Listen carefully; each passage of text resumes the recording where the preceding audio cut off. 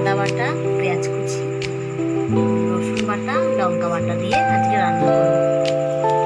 গরম হয়ে গেছে, তেলটা দিয়ে দেবো।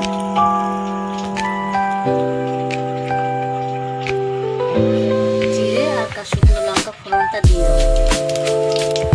এরপরে কেটে রাখা আলুগুলো ছেড়ে দেবো।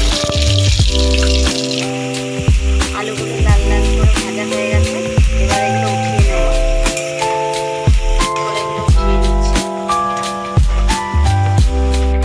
আলুটা ভাজা হয়ে গেছে, এবার পেঁয়াজগুলো ভেজে নেব।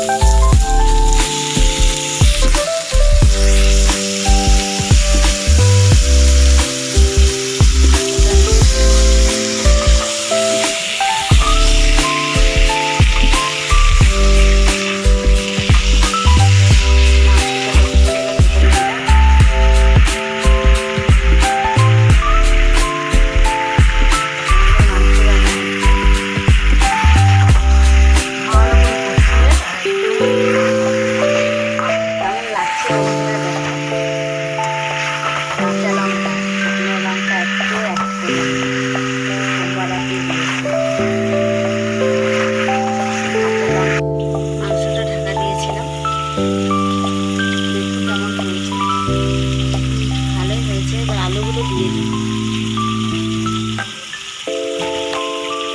আলুগুলো দিয়ে নাড়াচাড়া দিই, এবার আবার ঢেকে দেবো।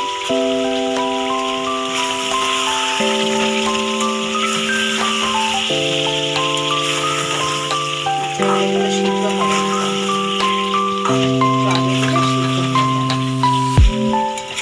এবার আবার ঢেকে দিই আস্তে আস্তে।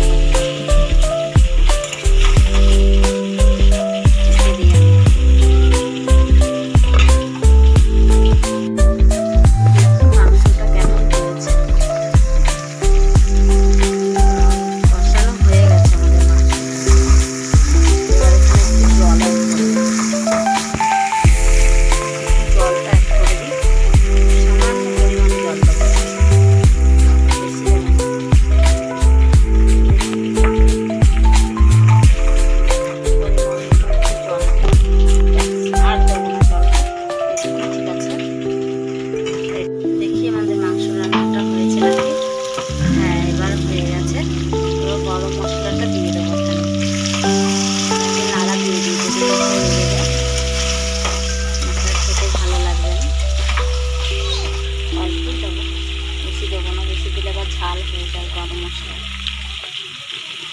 কেমন হয়েছে বন্ধুরা, দেখতে কমেন্ট করে বলবেন। আমাদের আলুগুলো সিদ্ধ হয়ে গেছে। আজকে আমাদের দিদির বার্থডে। মাংসটা সফট হয়েছে,